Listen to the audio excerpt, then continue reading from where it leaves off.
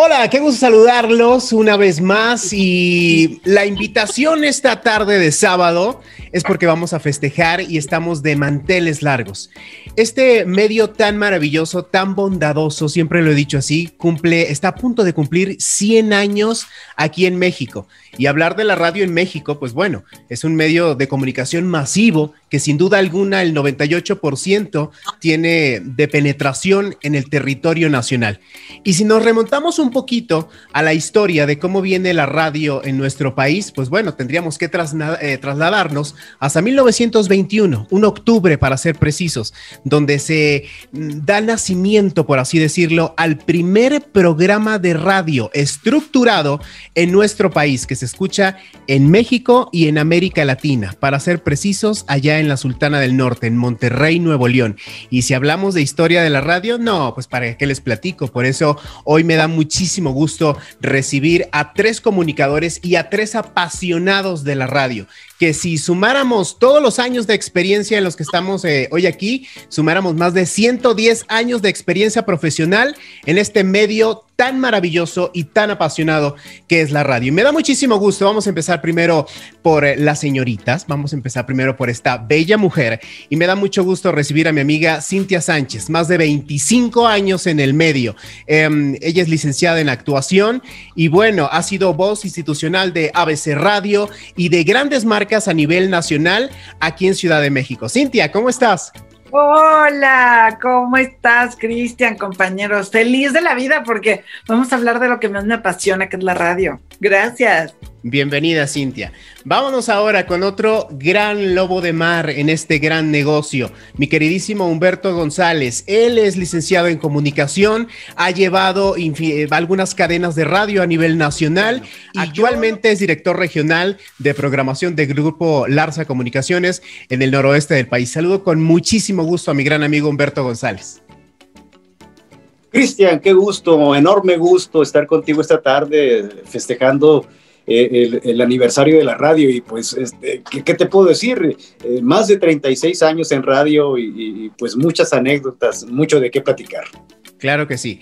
Y no, dicen por ahí que los últimos serán los primeros, así que me da muchísimo gusto también presentarles a Ramón Valdés León. Él es licenciado en Sociología y Ramón tiene más de 30 años en este negocio, dedicado sin duda alguna a una de las radios que yo le tengo un gran cariño. No que la comercial no me apasione, pero la radio cultural también juega un papel muy importante dentro de la historia de estos 100 años de la radio en México. Ha participado en infinidad de programas de radiodifusión. Además, actualmente lo hace en la primer radio ciudadana en México que se llama Política y Rock and Roll. Además, en prensa escrita tiene más de 20 años participando en la columna Café de Chinos, por así decirlo, en uno de los periódicos de mayor circulación en el noroeste del país. Y él sí ha querido que lo presentemos de esta manera, la cual me parece algo fabuloso, como amante, confeso y promotor de la radio. Saludo con muchísimo gusto a mi gran amigo Ramón Valdés León. Cristian, qué gusto, en verdad, me da gusto pues saludarte. A la vez me complace el saludar a Cintia y a mi viejo amigo Humberto González, a quien conocí muy joven como a ti, justamente en aquella cabina de Radio Sonora. Pues bienvenidos y arranquemos porque estamos de beneplácito los 4 festejando los primeros 100 años de la radio en México, un medio que se decía hace años atrás que iba a morir por la entrada de las nuevas plataformas digitales, pero hoy vemos que la radio aún en día está más fuerte. Mi querida Cintia. Pues es que la radio, mira, En una ocasión me dijeron una frase que nunca se me va a olvidar y justo creo que define muy bien lo que hacemos nosotros y lo que el público también, o nosotros primero como público y luego como parte de la radio, que es que la radio es el teatro de la imaginación. Y justo es eso. Entonces no puede morir la imaginación nunca. La hora de sumar, y ya platicaremos como de las nuevas tecnologías y tal, es como la forma o el canal o las nuevas tecnologías, pero esta magia, esta imaginación, este jugar con todo lo que nosotros tenemos a la mano y proyectarlo al público, o cómo nos enamoramos nosotros primero de la radio como radio escuchas y nos envolvimos hasta llegar a este medio, es maravilloso, es fascinante. Entonces nunca va a morir porque siempre va a haber gente que quiera estar acompañado y gente que también quiera compartir todo lo que tenemos nosotros para darle al público, ¿no? Sí, claro. Mi querido Humberto, ¿cómo te recibe la radio hace más de 36 años? Pues mira, he tenido el gusto de trabajar en la evolución de la radio. Me tocó en la época de los 80s, las estaciones de radio en AM, cuando las FMs todavía no tenían el impacto que ahora. Las estaciones de AM competían con las FMs y las estaciones de AM, muchas estaciones de AM estaban en primer lugar arriba de FMs, y me tocó esa evolución, porque bien dice Cintia, la radio nunca va a terminar. Yo he estado en paneles en diferentes ciudades del país y en Estados Unidos. Recuerdo uno donde particularmente en la ciudad de Los Ángeles nos invitó la empresa Monitor Latino, y estábamos en un panel de radio, como tú dijiste la palabra ahorita, monstruos de la radio, gente con mucha experiencia y con mucha capacidad en el medio. Y algunos decían que sí, que la radio va a desaparecer, que la radio va a terminar, que la radio tiene su ciclo. Pero yo en lo particular y otros compañeros en esa ocasión platicábamos de que no, la radio va a evolucionar. Definitivamente, así como en la época de los 70s, en los 80s, el AM, y luego el FM, y ahora la transición que está teniendo la hermandad que está teniendo gracias a las redes sociales y a las plataformas digitales, está en realidad creciendo. Esta pandemia nos vino a ayudar, en lugar de que la radio tuviera una decaída, al contrario, los ratings avanzaron. Obvio, en la parte de finanzas sí nos está pegando a todos los medios de comunicación, porque lo primero que un empresario corta en sus presupuestos es la publicidad, pero para eso estamos aquí, para buscar la manera y el cómo sí, de que este medio siga avanzando, siga desarrollándose y siga creciendo y que no se pierda. Yo siento que definitivamente lo que va a cambiar es la forma de recibir la radio. Ya está en los celulares. Definitivamente ya no en casa ya no lo sintonizamos. Bueno, yo sí, porque tengo ese gusto, ¿no? Mi hijo me dice, oye, papá, ¿por qué oyes el radio aquí en este aparato viejo? Pues porque a mí me gusta. Óyelo, me conecta por, ¿cómo se llama? Ya Bluetooth, ¿no? Bluetooth, sí, correcto, a varias bocinas y bla, bla, bla, bla, bla. Pero pues yo sigo teniendo ese gusto de escuchar la radio a la antigüita y hacer el zapping con los botones, ¿no? Pero la radio va a cambiar definitivamente, no va a desaparecer, va a cambiar la forma de recibir nuestra transmisión a las nuevas generaciones. Sí, por supuesto. Mi queridísimo Ramón Valdés, tus inicios en este maravilloso mundo que es la radio. Yo me inicié en la radio por amor. Fue un acto realmente de entrega. ¿Por qué? Porque justamente yo siempre, desde muy joven, fui más radioescucha que televidente. A mí me acompañaba la radio, pues. Entonces, de pronto, yo supe que en 1982 alguien fundó una radio muy cerca de mi casa. Empecé a escuchar esta radio y dije yo, esta radio tiene una música extraña, inusual. Y me empezó a enamorar. Y dije, bueno, si está tan cerca de mi casa, ¿por qué no colaboro con ellos en forma de pago, en forma de agradecimiento? Entonces me acerqué a la radio Sonora justamente, y nunca imaginé yo que fuera algún día a estar ante un micrófono. Creí que únicamente iba a estar ahí observando, ayudando a mover discos, a limpiar una cabina, pero fui asimilando el oficio.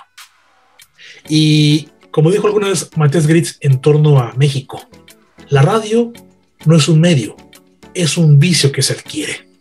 Y yo soy orgullosa y dichosamente vicioso en torno a este medio. Lo que dijo la compañera Cintia en un principio, dijo ella acerca de imaginar, y luego Humberto dice compañía. Creo yo, estoy totalmente de acuerdo con ellos dos, y creo yo que justamente cuando uno escucha la radio, uno no puede ver, pero crea una imagen.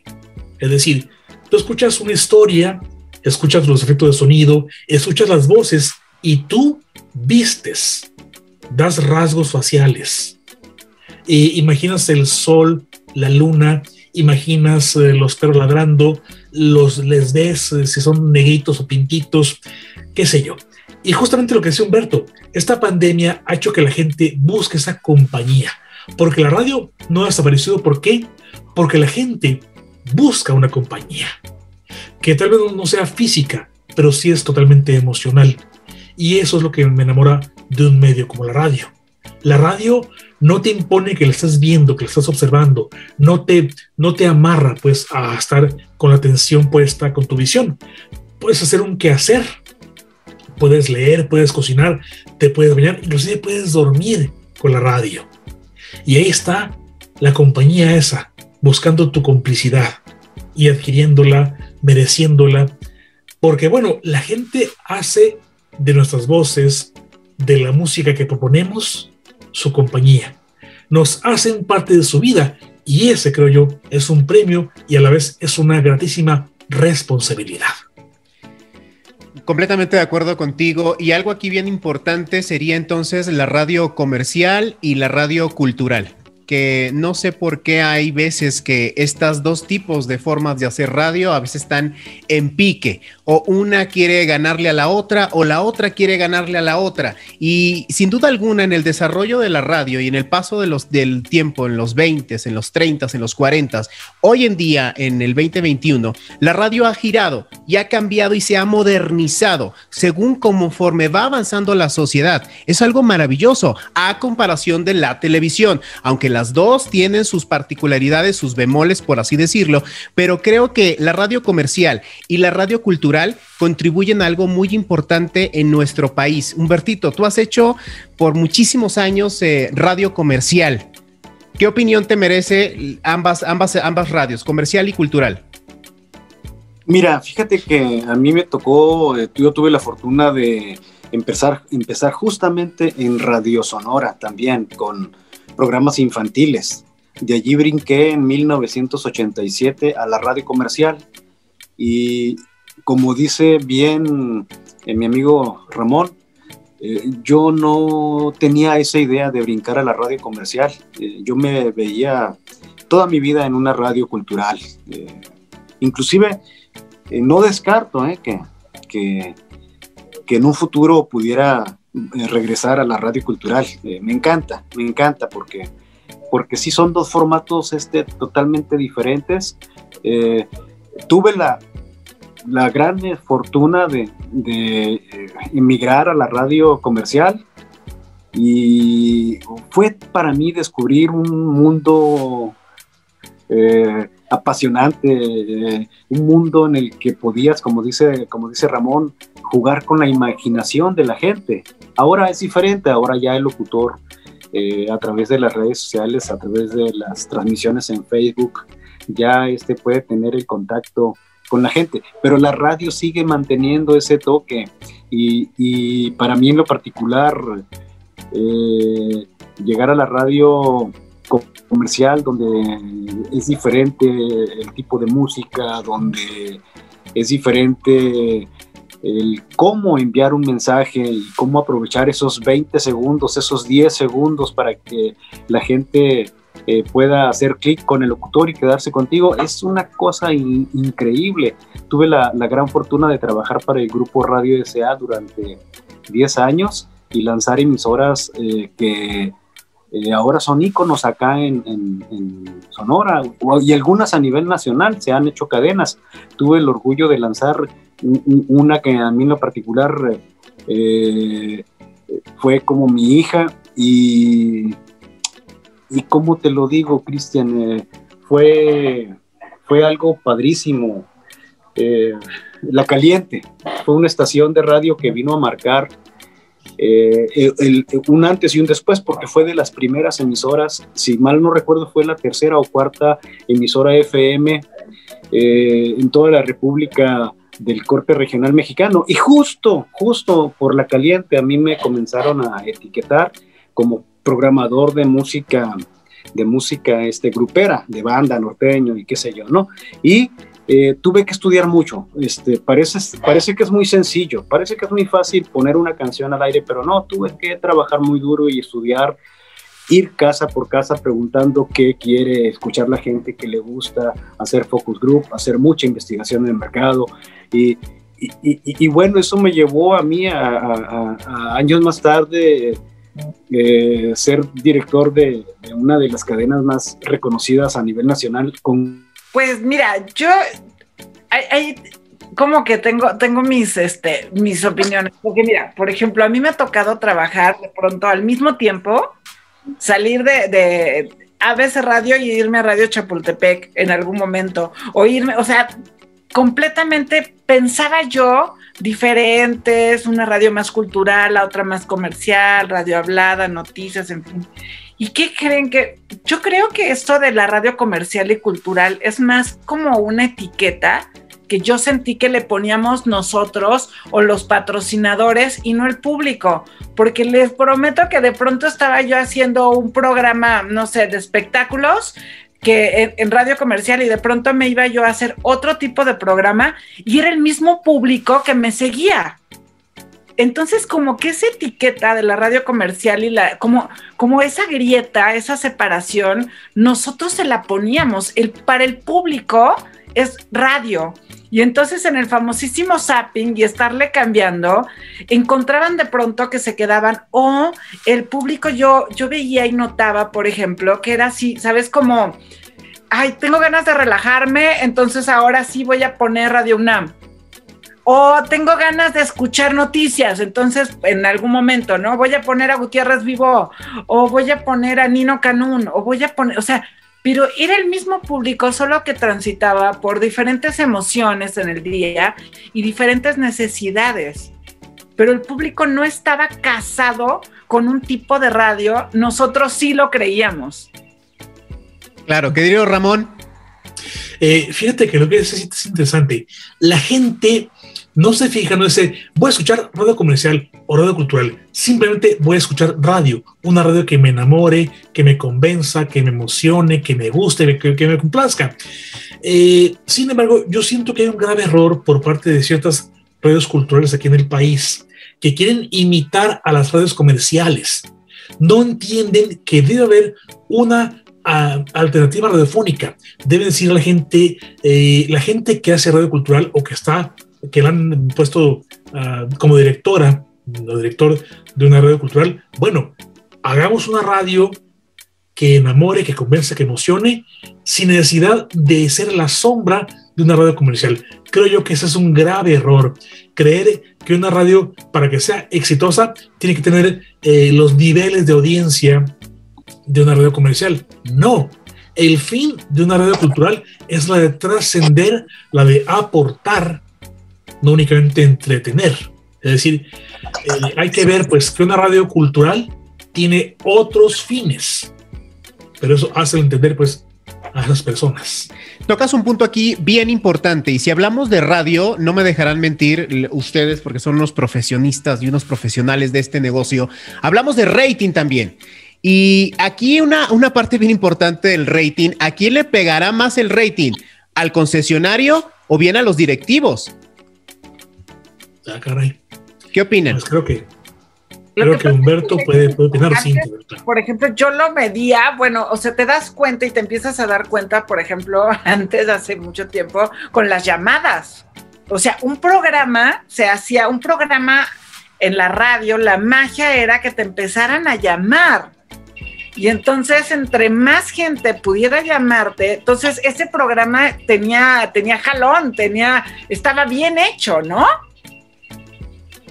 Y entonces decían, tuvieron 50 llamadas, 100 llamadas. Entonces era como la forma en la que te hablaba el director a mí me pasó, que te hablaba el director de la estación y decía, wow, estás subiendo las llamadas, pero porque también tenía que ver, primero, con qué tanta capacidad tenías tú de acercar a la gente a que te llamara y ser parte del programa.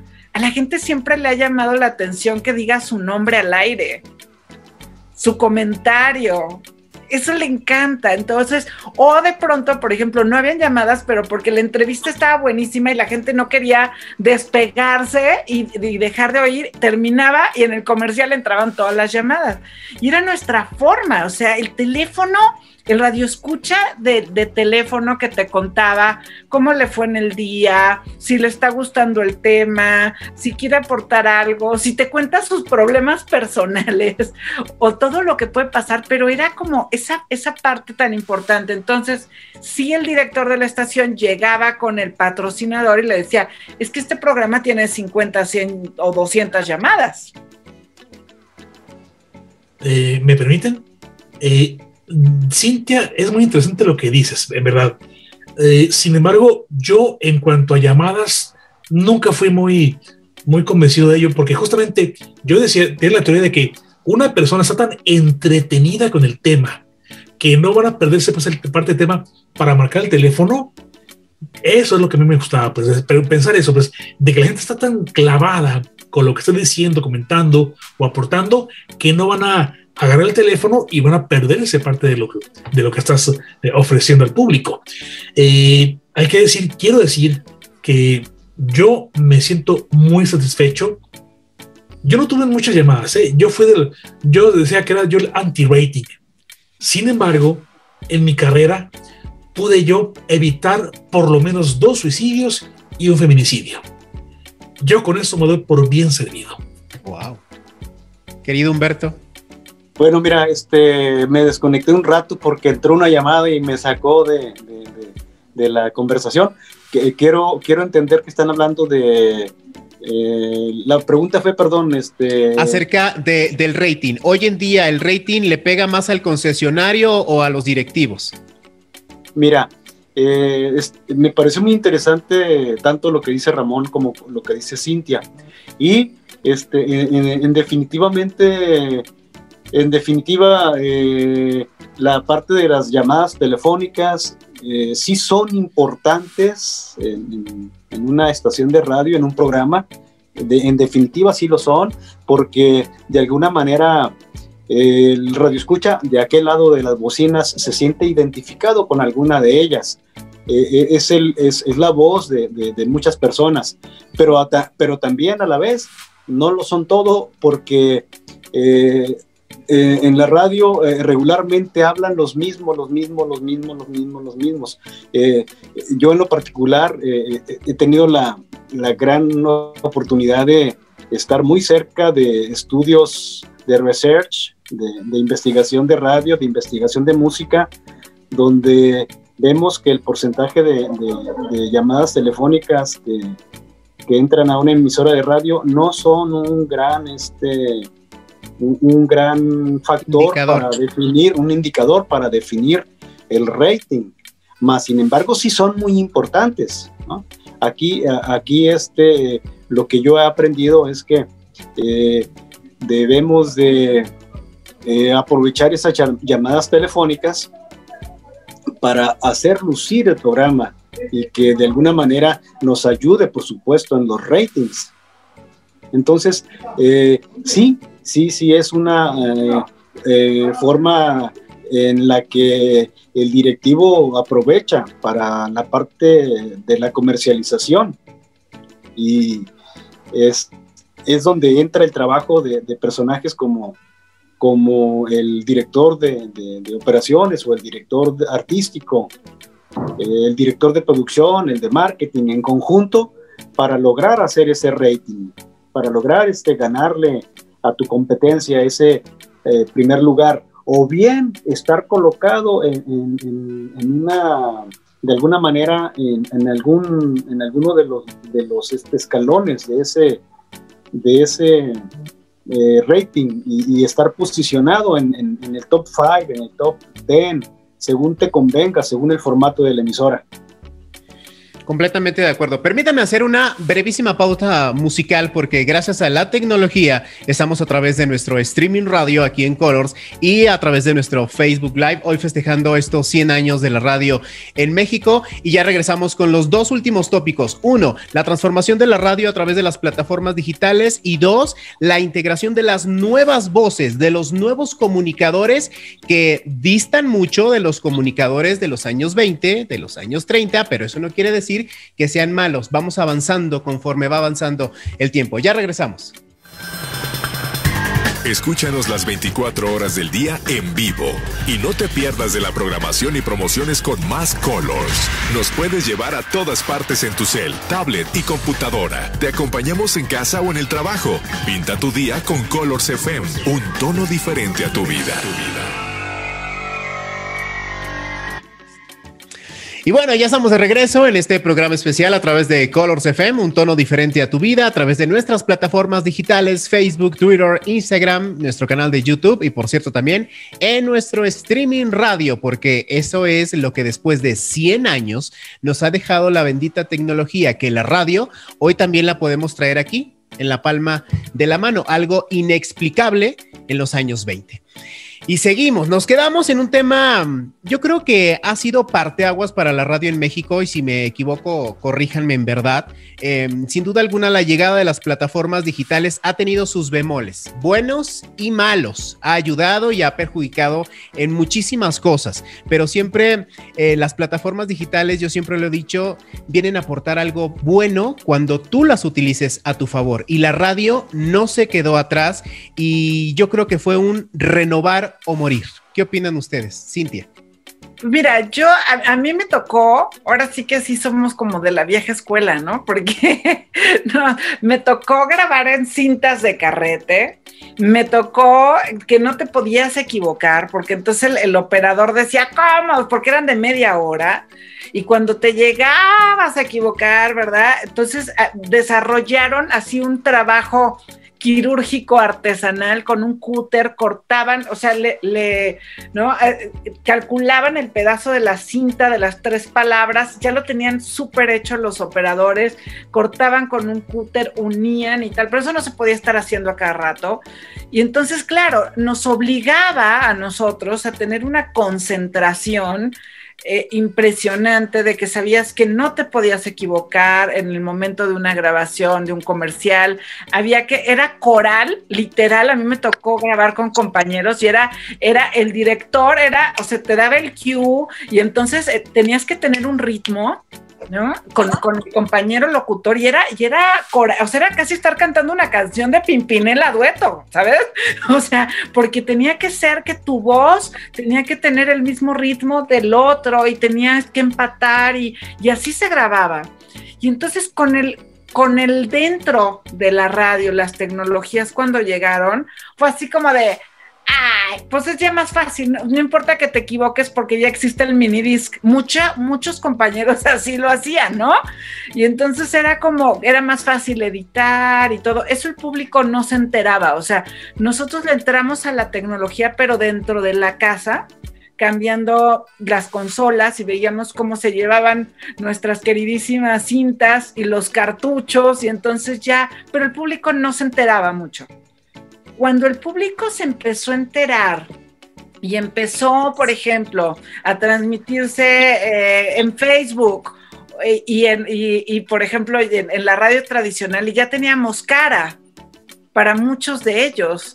Y entonces ya no era, a mí me tocaba, por ejemplo, llegar a ABC Radio y decir, hola, buenos días, al policía. Y la gente volteaba y decía, esta es la de tal programa, pero por la voz. Y me decían, te imaginábamos diferente. Y ahora con Facebook y cuando empezamos a tener rostro, ¿no? Y nuestra voz a veces no empataba como nos imaginaban, era toda una sensación.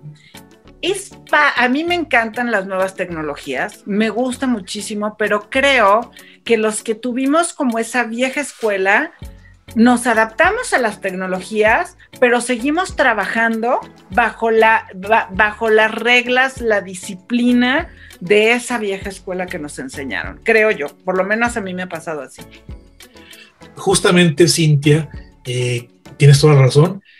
Creo yo que uno no debe decir, bueno, somos espontáneos, no. Atrás nuestro hay una historia larguísima, muy larga, muy extensa, que nos enamora y nos emociona. Bueno, a ti la gente te decía, te creía diferente. Me decían, yo me lo imaginaba más viejo usted. Creen que yo era más viejo, fíjate. Bueno, así que dichosa tú. Yo me encanta la idea, me enamora la idea de pensar que en mi celular voy a poder adquirir, voy a poder conseguir, voy a poder escuchar todo de Japón, o de Polonia, o de Bolivia. Sí, muy padre. Pero yo también amo todavía lo que son los sonidos de 1905, de 1914, de 1930. Eso le consta a Cristian, creo, ¿verdad? Sí, por supuesto, por supuesto. Entonces, me parece muy bien, me parece fabuloso que la gente se pueda acercar a la radio con más facilidad que antes. Pero no por ello reniego de la radio de antes. Por lo contrario, yo estoy profundamente agradecido de la escuela que fue la radio antigua, porque ¿sabes qué, Cintia? A mí también me tocó la edición, pero hacerla. Yo fui editor de cintas. Es decir, grababa yo mis cosas, pero aparte yo me editaba. Y era efectivamente un trabajito muy meticuloso. Y como lo hacía con mucho amor, puedo decir que me salía bien. Sin menospreciar el trabajo que hoy en día se hace con las tecnologías, creo que eso era hacer radio y era un arte hacer radio, poner el acetato, una cosa de estas maravillosas que está aquí atrás, y que cayera en la canción que era, de verdad, no me dejen mentir, era un arte. Sí, justamente los surquitos es lo que te ayuda, lo que te auxilia, lo que te ayuda. Aquí ya anda con el pulso de maraquero, ¿no? Pero fíjate una cosa, dichosos nosotros que pudimos corregir y editar. Pero la primera radio tenía que, decías tú, ahí no se vale, todo es en vivo, incluso los comerciales, y tenías que usar la imaginación para si había un error, para si había un bache por ahí, salir del bache. Hay una anécdota muy fabulosa que después la contaré en otra ocasión. ¿Ustedes se acuerdan de El Derecho de Nacer? La película, la telenovela. Sí, claro. Cintia, ¿te acuerdas? Sí, por supuesto. ¿Se acuerdan que a don Rafael del Junco le da una embolia, verdad? Y que le impide hablar. Esa embolia originalmente no estaba en la historia. El Derecho de Nacer nace como una radionovela en Cuba. ¿Saben qué? Les voy a contar la anécdota. Venga. Bueno, miren, permiso. El Derecho de Nacer paraba el tránsito, paraba la vida económica, inclusive política en Cuba. A la hora que empezaba el Derecho de Nacer, todo el mundo paraba actividades. La radionovela, decíamos, era en vivo. En una ocasión, el actor que hacía Rafael del Junco llegó diciendo, ¿saben qué? Quiero aumento. Y le dijeron, toma tus cuernos. Ah, no, pues me largo. Y la novela va a empezar en 15 minutos. Así que si me les voy, y hoy don Rafael tiene que hacer una comisión muy grande. Así que quiero mi aumento. Toma tus cuernos, pues me largo. El autor de la novela, don Félix de Cagnetti, estaba en el estudio. Entonces, faltan 14, 12, 10 minutos. ¿Qué hacemos? Félix, piénsale. Ya lo tengo. Y ahí va la máquina de escribir. Aquí está. Y le da al narrador la hoja. Y don Rafael del Junco, al encontrarse con la negra Dolores y saber que Albertico le mata a su nieto de la impresión, le da una embolia que le impide hablar y confesar a su hija, a la pobre niña Elena, que Albertico es el hijo que le arrebató nacer. Adiós, aumento. Adiós, aumento. Pero ¿cómo la ven? Pero acabas de hablar de algo maravilloso que son las radionovelas. Sí. Por ejemplo, que a mí me tocó en Radio 13 con Guillermo Satt hacer radionovelas y llegábamos 2 horas antes, nos daban el libreto y era, te toca hacer Juanita, el Pepito y ensayar. Siempre teníamos un actor invitado que podía ser desde López Tarso, Margarita Isabel, Susana Alexander, Enrique Guzmán o quien me digas. Trabajamos con todo mundo y era en vivo y había... Nos tocaba como te estoy hablando del año 2002 más o menos, entonces nos tocaba esta transición ya a la parte tecnológica en donde podían meter efectos, pero también teníamos un efectero.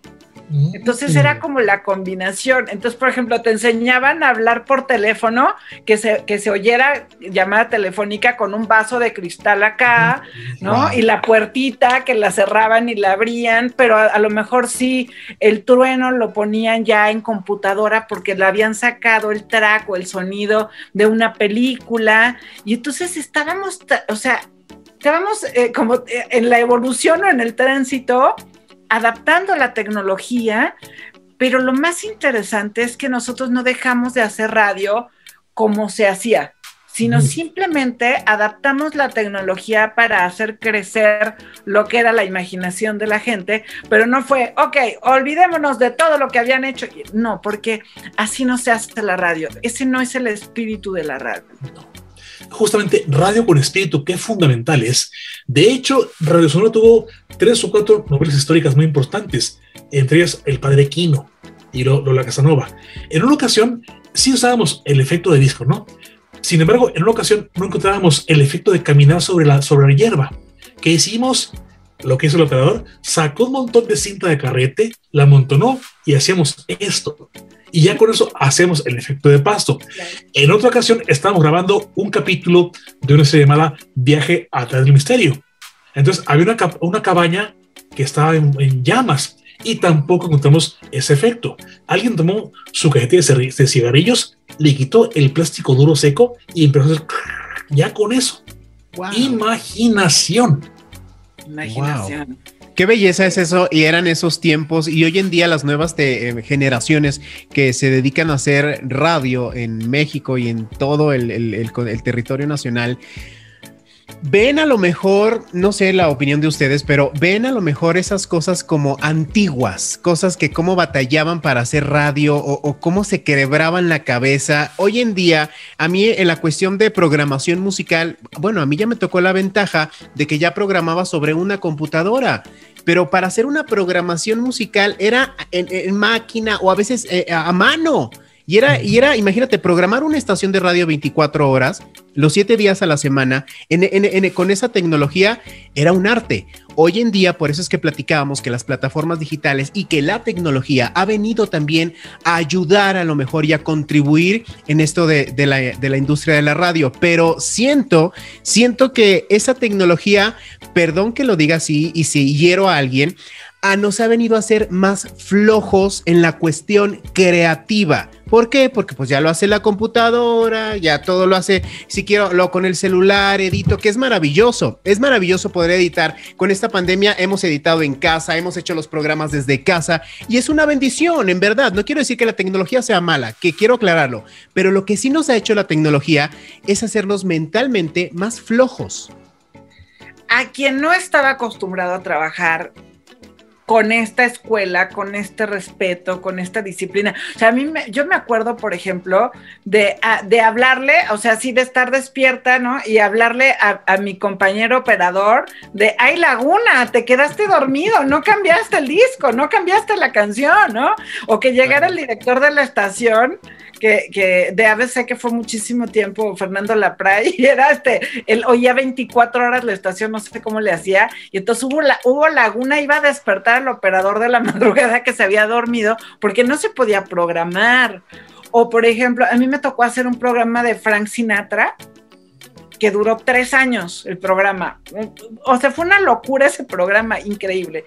Y entonces yo iba a la oficina del director, por la caja diario de todos los CDs, porque ya éramos muy modernos y teníamos CDs. Entonces íbamos por la caja, la transportábamos a la cabina y era dependiendo que el público pidiera la canción de Frank Sinatra que quisiera oír en ese momento, era buscar rápido el disco, lo teníamos por orden alfabético, ya sabíamos si se lo dábamos al operador y rápido la ponía. Híjole, bueno, no es nada fácil, porque uno tenía que saber bien el lado A, lado B, o bien las bandas que vienen. Uno se puede confundir. Por ejemplo, Frankie grabó Come Fly With Me y Come Dance With Me, y uno puede confundirse, ¿no? Porque ese hombre que no grabó, uno de mis primeros héroes musicales, era genial. Sí, y justamente uno tenía que ponerle también, dar lo que se llama el plus.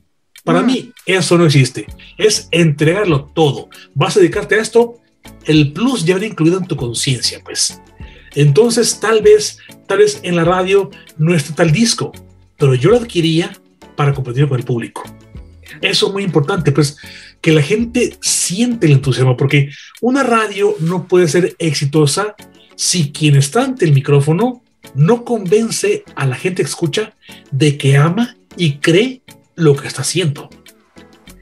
Y además también nos tocaba, y bueno, era algo maravilloso porque tú no podías decir, es que yo solamente hablo de música. O sea, a ver, no. O sea, en la radio podía pasar cualquier cantidad de sucesos importantes y tenías que entrar. Entonces tenías que saber de deportes, de espectáculos, de música, a mí me tocó, por ejemplo, toda la cobertura de la última visita del Papa Juan Pablo. Me tocó toda la cobertura de las Torres Gemelas, del atentado de las Torres Gemelas. Me han tocado elecciones, me han tocado deportes, me han tocado mundiales. O sea, entra y da la nota porque en ese momento estás. Y eso también lo tenía, por ejemplo, el estar preparado o el tener una licencia de locutor. Eso te daba, ¿sabes? O sea, no es ni presunción, ni muchísimo menos, no. Pero sí te daba una especie como de soporte y decir, yo tengo una licencia de locutor y entonces no nada más vas pasando por aquí, te conviertes locutor y pásale ya, porque es una responsabilidad el micrófono. Sin embargo, compañera, a veces, como decía, no recuerdo si don Ricardo Sosmanigo decía, hay locutores sin licencia, pero hay licencias sin locutores. Oh, sí. ¿Por qué? Porque pasan el examen, pero aquí no hay nada. Y eso es muy triste. Me gusta mucho saber que uno tiene el deber de saber. Es decir, estar ante el micrófono, tienes el deber moral de saber. Y sobre todo, cómo platicar lo que sabes. Hay otra anécdota muy interesante, permítanme compartirla. En una ocasión, una compañía de higiene masculina patrocinó una transmisión de una pelea de box. El contrato decía que la emisión duraría 1 hora. Llega el día de la pelea, empieza el cronista y aquí se dan los guantes y que pantaloncillo rojo, todo empieza muy bien. Pero nadie contaba que la pelea iba a acabar con un knockout a los 3 minutos. Wow. Quedaban 57 por llenar el contrato. El cronista, el narrador, empezó a platicar. Y no únicamente de deportes, sino que él empezó a concatenar un tema con otro tema, con otro, siempre interesante, hasta concluir con la hora. Se cumplió con la transmisión de los 60 minutos. ¿Qué pasaría con alguien que no sabe platicar, con alguien que no tiene plática, con alguien que ignora todo? Un caos. Solo a ese le doy la tarea. Un caos total. Sin duda que nos podríamos pasar las horas hablando de este medio tan fabuloso que es la radio y tan mágico que es la radio, y más con la entrada de las nuevas tecnologías y de las plataformas digitales. Pero me gustaría cerrar este espacio dedicado a los 100 años de la radio con una conclusión de cada uno de cómo ven, cómo sienten este negocio de la radiodifusión en México. Querida Cintia.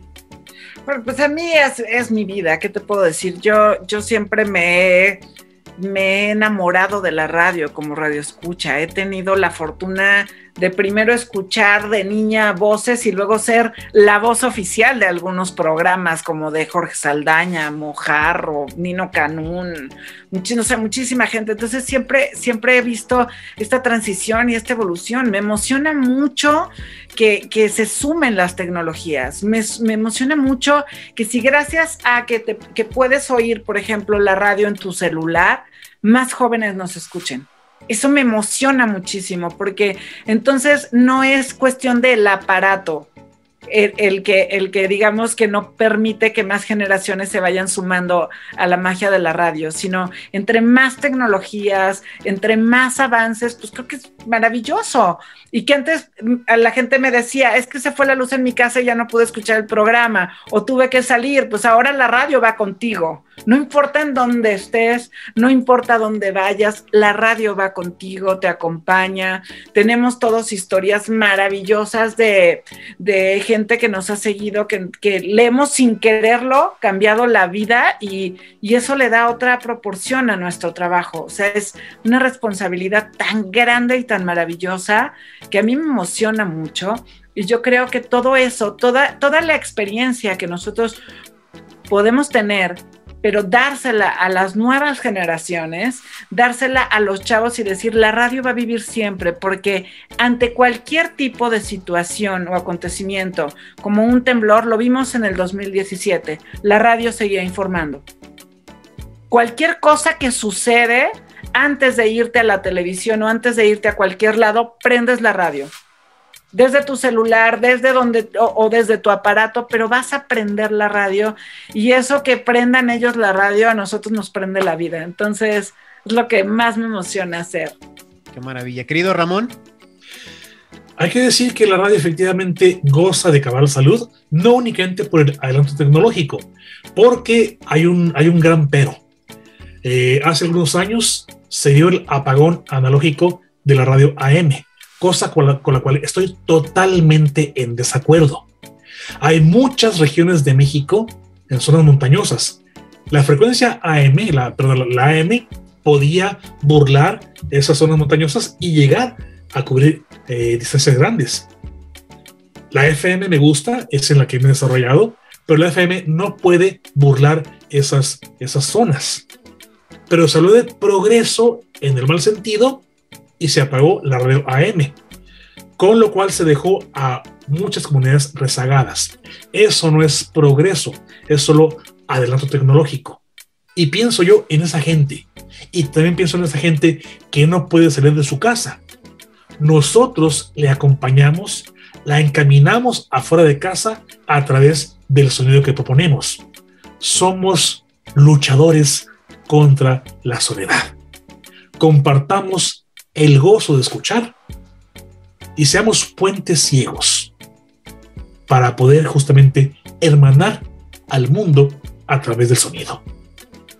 Qué maravilla, sin duda alguna que los corazones se unen, como tú lo dices, Ramón, a través del sonido y a través de la magia que tiene la radio en México. Quiero agradecerles muchísimo, en verdad, gracias por este tiempo, gracias por este espacio, gracias por compartir su experiencia en este medio tan divino que es la radio en México. Y sigamos haciendo radio de calidad, radio con contenido, radio para divertirnos también, porque se vale, la diversión está peleada con el contenido. Entonces, sigamos divirtiéndonos haciendo radio, sigamos de verdad escuchando radio, ya sea en las diferentes plataformas digitales o bien en el radio que a lo mejor yo escuchaba cuando era niño, ustedes también, y que nuestros padres por generaciones lo fueron compartiendo. Les agradezco muchísimo, celebremos estos primeros 100 años de la radio en México, creo que vienen otros 100 años más, a lo mejor con algunas aristas, pero sin duda alguna, como bien lo decía ahorita Ramón, goza de cabal salud la radiodifusión en México.